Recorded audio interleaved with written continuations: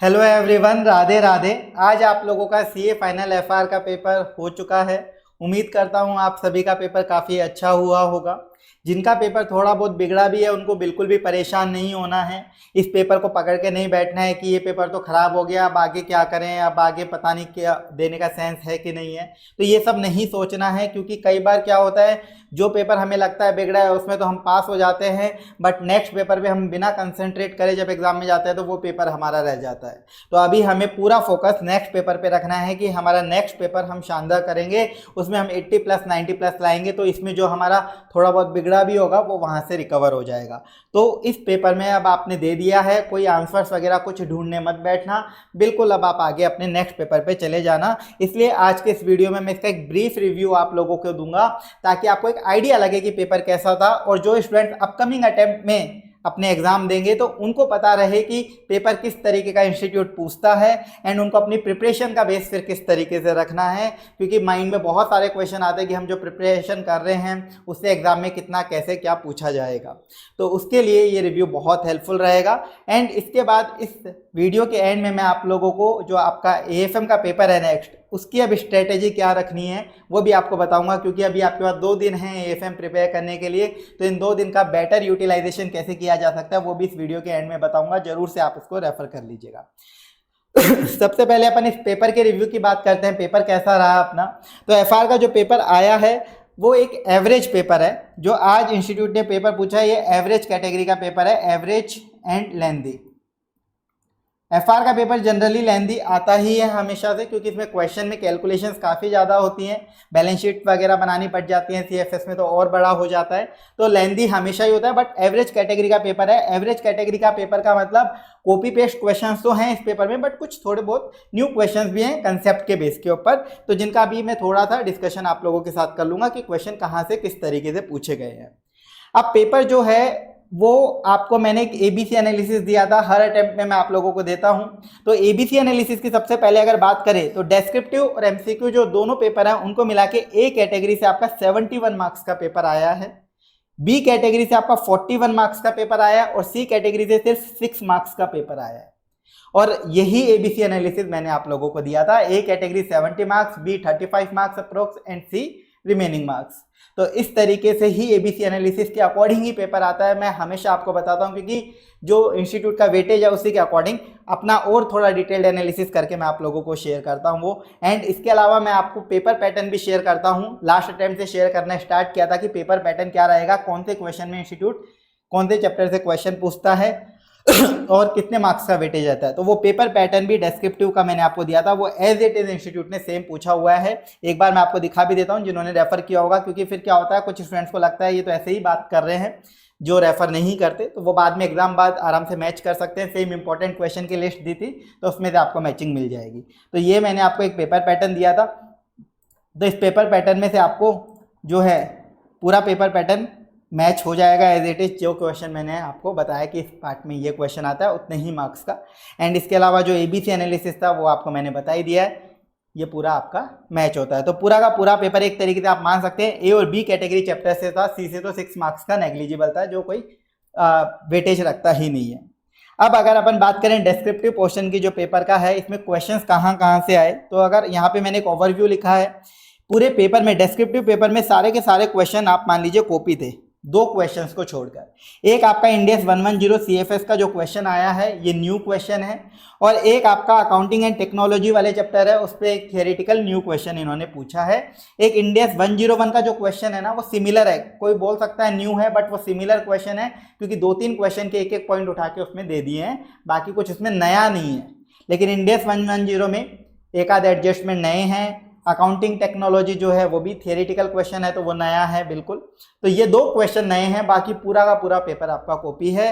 तो जिन्होंने अगर कंसेप्ट पढ़े होंगे तो वो ये क्वेश्चन भी अटेम्प्ट कर पाएंगे जो नोट्स मैंने दिए हैं। जो सिर्फ क्वेश्चन के भरोसे जाते हैं उनको इन 2 क्वेश्चन में दिक्कत आई होगी, क्योंकि जैसे सीएफएस है वो नोट्स के बिना फिर हो ही नहीं पाएगा अगर आप क्वेश्चन करके जाते हैं। सेम चीज़ अगर अपन एमसीक्यू की बात करें तो एमसीक्यू वाला जो पोर्शन था इसके अंदर कुछ क्वेश्चन कॉपी थे, कुछ क्वेश्चन बेसिक लेवल के थे जो नोट्स के थ्रू ही सॉल्व हो सकते हैं बिना, अगर कोई सिर्फ क्वेश्चन करने वाले जो लोग होते हैं सिर्फ क्वेश्चन करके जाते हैं उनको मुश्किल आई होगी। जिन्होंने नोट्स पढ़े होंगे, जो मैंने आपको नोट्स शेयर करे थे, तो डेफिनेटली आपका एमसीक्यू पोर्शन भी आपने अच्छा किया होगा, वरना एमसीक्यू में बाकी उन लोगों को जिन्होंने सिर्फ क्वेश्चन पढ़े हैं उनको थोड़ी दिक्कत आई होगी अटेम्प्ट करने में, क्योंकि बेसिक या न्यू थियरिटिकल क्वेश्चन टाइप के क्वेश्चन थे एमसीक्यू के अंदर। तो ये एक पेपर का ओवरऑल ऊपर से मैंने आपको व्यू दिया है। अपन क्वेश्चन वाइज भी थोड़ा सा डिस्कशन कर लेंगे। बाकी जो पेपर है उसमें डेस्क्रिप्टिव क्वेश्चन जैसा मैंने बताया कॉपी पेस्ट है। अगर आपने इंस्टीट्यूट के मॉड्यूल से करे होंगे तो मॉड्यूल के क्वेश्चन है एज इट इज, मेरा क्वेश्चन बैंक रेफर किया होगा तो उसके क्वेश्चन है।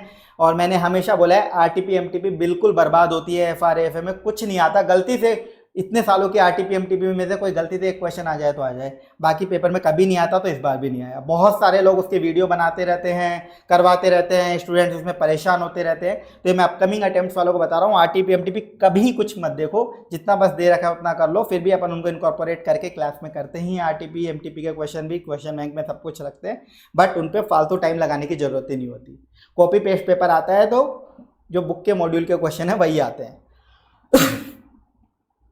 अब ये देखिए, ये जो क्वेश्चन है फर्स्ट सीएफएस का क्वेश्चन आपका इंडेक्स 110 का डेस्क्रिप्टिव में। तो ये क्वेश्चन जो आया है न्यू क्वेश्चन आया है, इसमें आपका स्टेक का एक्विजिशन भी 2 बार में दिया हुआ है, और ये प्रेफरेंस शेयर कैपिटल वाला भी नया पॉइंट दिया है, जहाँ पे प्रेफरेंस शेयर कैपिटल का आपको कैंसिलेशन करना पड़ेगा म्यूचुअल वाला, जैसे डिबेंचर्स का एक पॉइंट था पहले वैसा। तो इस तरीके से ये क्वेश्चन आपका न्यू क्वेश्चन है। ये आपका पूरा कॉपी पेस्ट इंडेक्स 109 का इंपॉर्टेंट क्वेश्चन वाला ही क्वेश्चन है, बिल्कुल एज इट इज क्वेश्चन आपको मिल जाएगा। एज इट इज का मतलब वैल्यू चेंज होगी, बट सेम क्वेश्चन आपको मिल जाएगा। रीपर्चेज वाला, अर्ली रीपर्चेज वाला जो अपन कंपाउंड इंस्ट्रूमेंट में पढ़ते हैं, बहुत आसान क्वेश्चन होता है, टाइम लगता है बट ईजी क्वेश्चन होता है। इसके बाद ये इंडेक्स 7 का बिल्कुल एक बेसिक सा क्वेश्चन होता है, एज इट इज आपको मिल जाएगा ये बुक में। तो ये आपका बहुत बेसिक सा क्वेश्चन है। इसके बाद ये इंडेक्स 19 का एम्प्लॉय बेनिफिट का फिक्स है, इसमें तो डिफाइंड बेनिफिट प्लान का एक क्वेश्चन है बड़ा वाला, ये पहले भी आ चुका, अभी दोबारा वापस से एग्जाम में आया है, आपको मॉड्यूल में भी मिल जाएगा क्वेश्चन बैंक में, बिल्कुल कॉपी पेस्ट क्वेश्चन। इसके बाद ये ईपीएस का बिल्कुल बेसिक क्वेश्चन है, जिसमें आपके पास ऑप्शंस भी हैं, तो जो डाइल्यूटेड ईपीएस निकलेगा। इसके अलावा ये इंडेक्स 23 का बोरोइंग कॉस्ट का जो है एक क्वेश्चन होता है, अच्छा क्वेश्चन होता है, बिल्कुल कॉपी पेस्ट क्वेश्चन है, वही आपके पास एग्जाम में आया है, इसमें कुछ नया नहीं है। ये क्वेश्चन इंडेक्स 21 के अंदर आपको मिलेगा, फॉरेन एक्सचेंज रेट का। इसमें फाइनेंशियल इंस्ट्रूमेंट है जो कि फॉरेन करेंसी के अंदर है, तो आपको फॉरेन एक्सचेंज रेट के कंसेप्ट्स भी लगाने होते हैं। तो ये इंडेक्स 21 का क्वेश्चन होता है। आप इसे फाइनेंशियल इंस्ट्रूमेंट का कुछ लोग बोल देते हैं, बट अकेला फाइनेंशियल इंस्ट्रूमेंट से सॉल्व नहीं होगा, इंडेक्स 21 भी लगेगा, तो इंस्टीट्यूट भी से इंडेक्स 21 में ही लेता है, पूरा कॉपी पेस्ट क्वेश्चन है। इसके बाद नेक्स्ट ये क्वेश्चन आपका इंडेक्स 115 का as it is copy paste question आपको मिल जाएगा बुक में। यह आपका इंडेक्स 101 का जो मैंने सिमिलर बताया, इसमें 3 पॉइंट्स पूछे हैं क्वेश्चन में, तो 1-2 क्वेश्चन से उठा के इन्होंने पॉइंट्स पूछे हैं। एक बड़े क्वेश्चन में जैसे ये पॉइंट है तो वो यहाँ पे डाल दिए, ये एक अलग क्वेश्चन से उठा लिए, तो इस तरीके से इसमें 3 पॉइंट्स पूछे हैं, बेसिक क्वेश्चन था ये आपका इंडेक्स 1 का थियरिटिकल क्वेश्चन है, copy paste as it is, बिल्कुल फालतू। अब इसमें चॉइस थी तो दूसरा फ्रेमवर्क का थियरिटिकल क्वेश्चन था, ये भी कॉपी पेस्ट है, फ्रेमवर्क वाला भी एज इट इज, तो ये फिक्स आता है 1 और फ्रेमवर्क यहाँ पे। इसके बाद ये जो अकाउंटिंग टेक्नोलॉजी वाला चैप्टर है, इसमें नया क्वेश्चन मैंने आपको बताया वो यही है, इन्होंने नया क्वेश्चन इसमें पूछा फालतू चैप्टर में से, लेकिन वो हमेशा आता है, वो एक कैटेगरी चैप्टर होता है, आपको बताया गया था। और ये इंडेक्स 36 आपका इम्पेयरमेंट, ये बिल्कुल कॉपी पेस्ट क्वेश्चन है, ये तो शायद क्वेश्चन नंबर 5 है मेरे को जहाँ तक ध्यान है अपनी बुक का, तो एज इट इज क्वेश्चन आपसे एग्जाम में पूछा गया है, वैल्यू चेंज। और ये आपका इंडेक्स 1 एंड 8 का क्वेश्चन होता है, जिसमें हम रिक्लासिफिकेशन करते हैं, तो प्रायर पीरियड एरर को कब करेक्ट करना है वो होता है, एंड साथ में थर्ड बैलेंस शीट बनेगी कि नहीं बनेगी वो बताना होता है। तो उसका आपका कॉपी पेस्ट क्वेश्चन है, बस एक ही क्वेश्चन में 2 पॉइंट्स इन्होंने पूछ लिए हैं, ठीक है। तो ये आपका पेपर था डिस्क्रिप्टिव पार्ट का एफआर का, तो पूरा कॉपी पेस्ट था, सिर्फ 2 क्वेश्चन अपन ने बोले नए, एक 110 और एक अपना अकाउंटिंग टेक्नोलॉजी। अगर अपन एमसीक्यू वाले पार्ट पे आते हैं, एमसीक्यू वाला पार्ट जो है एफआर का आपका, तो इसमें पहला जो ये क्वेश्चन है ये आपका 115 का है, एलोकेशन ऑफ ट्रांजैक्शन प्राइस वाला। ये आपका इंडेक्स 2 का है, एनआरवी जो आपको निकालनी है और कंपेयर करना है, तो ये कॉपी पेस्ट क्वेश्चन है एज इट इज। इसके बाद ये क्वेश्चन है इंडियस 41 एग्रीकल्चर का बिल्कुल बेसिक पे क्वेश्चन, ठीक है। मतलब इसमें बेसिक पॉइंट जो होता है ना कंसेप्ट वाला, इसलिए मैंने बोला कि एमसीक्यूज जिन्होंने नोट्स नहीं पढ़े होंगे, जो मैं आपको नोट्स बना के देता हूँ, सबसे इंपॉर्टेंस उन्हीं चीज़ की होती है, तो उनको दिक्कत आई होगी एमसीक्यूज में, जो सिर्फ क्वेश्चन करके जाते हैं। नोट्स पढ़ लिए होंगे तो बहुत आराम से आप एमसीक्यू भी टैकल कर पाए होंगे। इसके बाद ये इंडियस 38 का as it is copy paste question है, ये तो इंटेंजिबल का। ये आपका इंडियस 109 का बेसिक क्वेश्चन, वही नोट्स के थ्रू ही सॉल्व आप कर पाएंगे, इसको बिल्कुल बेसिक है। और ये आपका इंडियस 40 इन्वेस्टमेंट प्रॉपर्टी का बहुत बेसिक सा क्वेश्चन है, तो कोई कैलकुलेशन के क्वेश्चन नहीं है। जहाँ मैं बेसिक बोल रहा हूँ ना, वहाँ कैलकुलेशन नहीं करनी है, वहाँ से थ्योरेटिकली आपको कंसेप्ट के बारे में आंसर करना है। इसके बाद ये शेयर बेस्ड पेमेंट का कॉपी पेस्ट क्वेश्चन है, कुछ नया नहीं है क्वेश्चन में, बस फालतू एक्स्ट्रा लिखा हुआ है, बाकी कुछ भी नहीं था इसके अंदर। ये आपका इंडियस 37 प्रोविडेंस का सिमिलर क्वेश्चन है, तो इसमें आपको आंसर करना था। और ये आपका इंडियस 109 का वही कंपाउंड का एकदम कॉपी पेस्ट क्वेश्चन है। इसके बाद ये क्वेश्चन इंडियस 1 का कॉपी पेस्ट वापस से, जहाँ पे आपको ब्रीच ऑफ मटेरियल कंडीशन वाला लोन का क्वेश्चन होता है करंट नॉन करंट क्लासिफिकेशन में। ये इंडियस 109 का वापस से फिर वो एक बेसिक क्वेश्चन इन्होंने पूछा, तो इंडियस 109 आपका एमसीक्यू में भी इस बार 3 क्वेश्चन आ गए, तो अच्छा खासा वेटेज रहा इस चैप्टर का, और हमेशा रहता है, बहुत नॉर्मल चैप्टर है, तो इसका बेसिक क्वेश्चन था ये एकदम।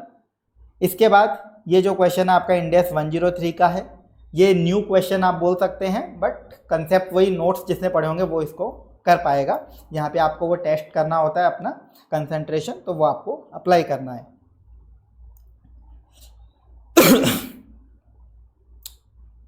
इसके बाद ये आपका प्रोफेशनल ड्यूटी वाले का क्वेश्चन, वही आपका थियोरेटिकल क्वेश्चन है कंप्लीटली, तो ये नोट से सॉल्व होगा।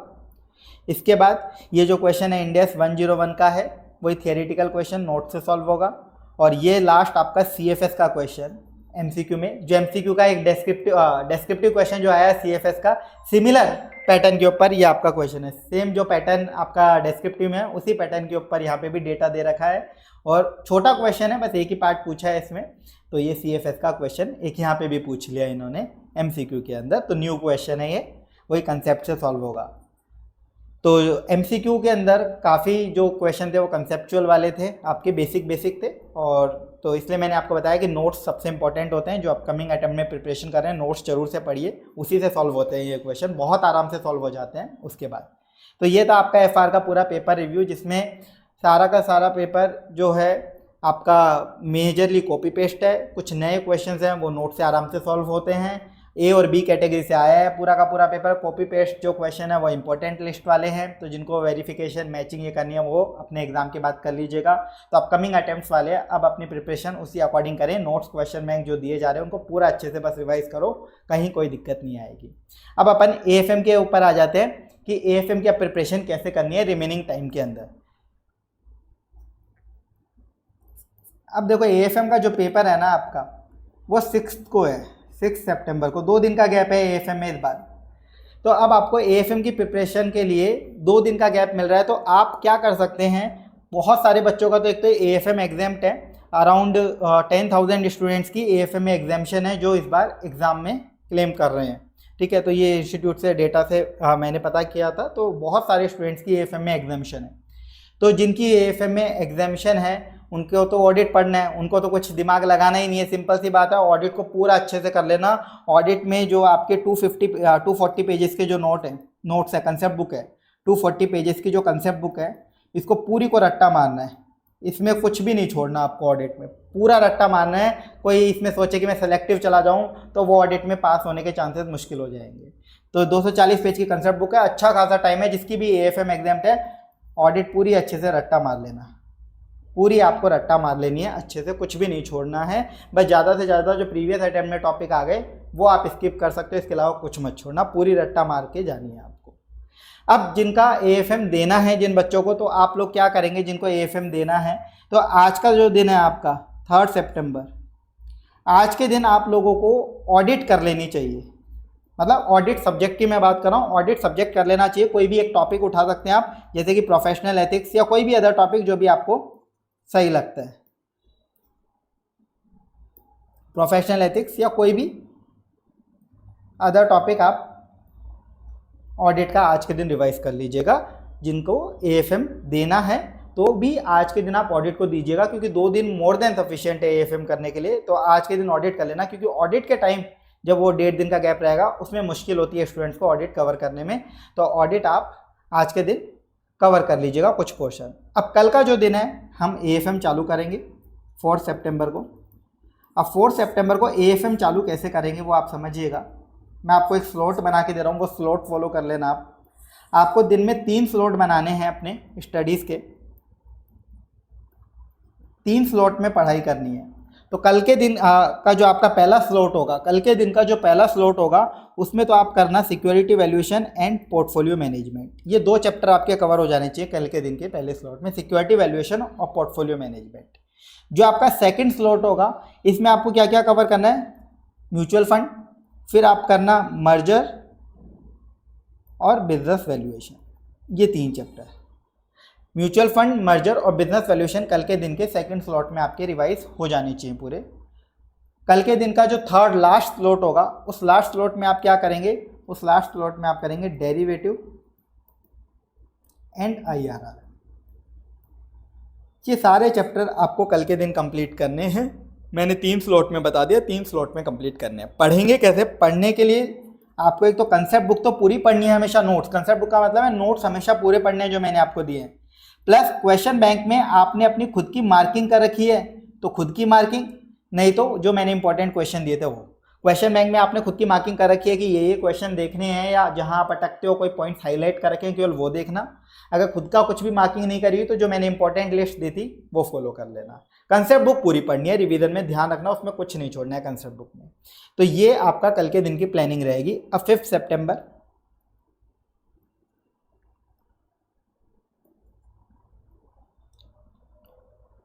5 सितंबर को क्या करना है।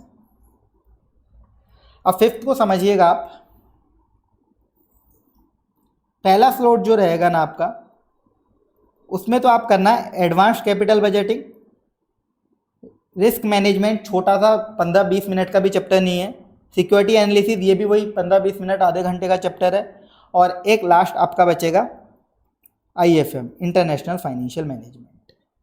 ये चैप्टर आपको 5 सितंबर को पहले स्लॉट में खत्म कर देने हैं। एसीबी डिसीजन थोड़ा बड़ा चैप्टर है, उसके बाद रिस्क मैनेजमेंट, सिक्योरिटी एनालिसिस आधे घंटे के चैप्टर है, और इंटरनेशनल फाइनेंशियल मैनेजमेंट भी 1-1.5 घंटे से ज़्यादा का नहीं है, बहुत मैक्सिमम बता रहा हूँ 1 घंटे का मान लो बस मैक्सिमम, इतना ही चैप्टर है। तो एक स्लॉट में आपको ये कंप्लीट कर देना है।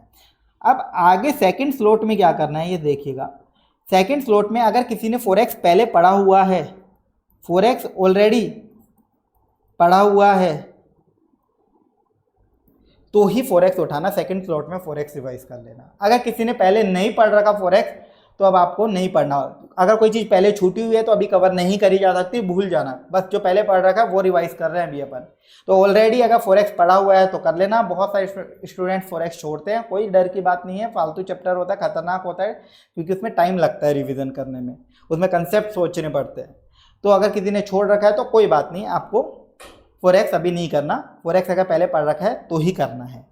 अगर फॉरेक्स अब पढ़ ही नहीं रखा तो क्या करें, आपको थियरी करनी है। थियरी टॉपिक्स जो है ना, थियरी टॉपिक्स एएफएम के, मैंने आपको कंसेप्ट बुक में जो नोट्स दिए हुए हैं, कंसेप्ट बुक में थियरी टॉपिक्स को हमेशा कंसेप्ट बुक से पढ़ना होता है, क्वेश्चन बैंक से नहीं। तो उसमें नोट्स मिलेंगे, सेक्शन बी, कंसेप्ट बुक में भी सेक्शन बी है, पार्ट बी है कंसेप्ट बुक में। ये क्वेश्चन बैंक के सेक्शन बी की बात नहीं कर रहा मैं, कंसेप्ट बुक की बात कर रहा हूँ, तो वहाँ से करना है। और थियरी में भी स्पेशली चैप्टर 1, 2, 7 और 15, ये 4 चैप्टर की थियरी आपको स्पेशली करनी है। बाकियों की करो तो ठीक है, नहीं करो कोई बात नहीं, इन 4 की कर लेना बस। तो ये आपको करना है। जिसने फॉरेक्स पढ़ना है, ऑलरेडी पढ़ा हुआ है और सेकंड स्लॉट में फॉरेक्स करेगा, वो थर्ड स्लॉट में थियरी टॉपिक्स कर लेना। वो क्या करेगा, थर्ड स्लॉट में थियरी टॉपिक्स करेगा।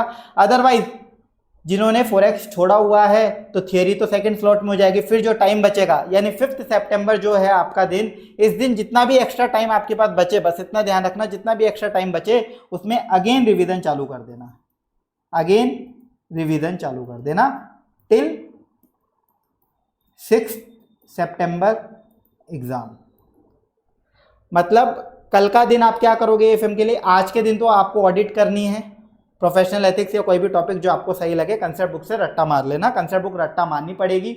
जिसका एएफएम एग्जाम्प्ट है, 3-4-5 दिन है, अच्छे से ऑडिट पूरी 240 पेज रट्टा मार लेना, कुछ नहीं छोड़ना। जिनका एएफएम एग्जाम नहीं है, आज के दिन तो ऑडिट के कोई टॉपिक उठा लेना, उसको रट लेना।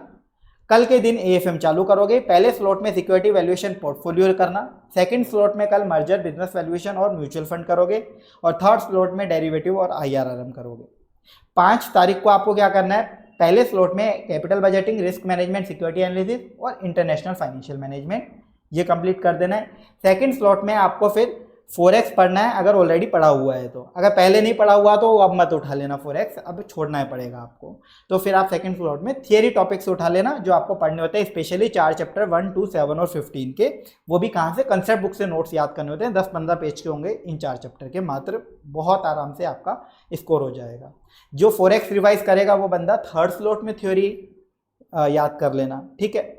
फिर भी अगर 5 सितंबर को जिसका भी एक्स्ट्रा टाइम बचे, 5 सितंबर को फिर बाद में जो भी टाइम बचे उसमें वापस से रिवीजन चालू कर देना।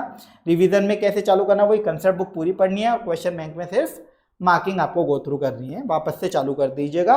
और 6 तारीख को जब आपका पेपर है 2 बजे, उससे पहले तक जितना भी रिवाइज दोबारा हो पाए उतना कर लीजिएगा।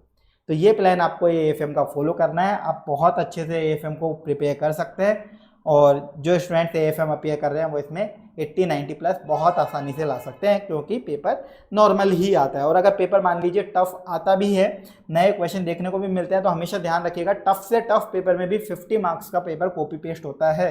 120 नंबर के पेपर में 50 नंबर का तो कॉपी पेस्ट आएगा ही आएगा। तो आपको घबराने की बात ही नहीं है, आप कॉपी पेस्ट भी करेंगे तो भी पास है। बाकी नए क्वेश्चन में कंसेप्ट नोट्स जो मैं आपको देता हूँ वो अप्लाई करो, तो आप बहुत आराम से मार्क्स स्कोर कर लोगे। तो बिल्कुल भी घबराना नहीं है, बस अच्छे से मेहनत करिए। कुछ भी दिक्कत आए आप मुझे मैसेज कर दीजिएगा। आज के लिए बस इतना ही। Thank you so much. Radhe Radhe.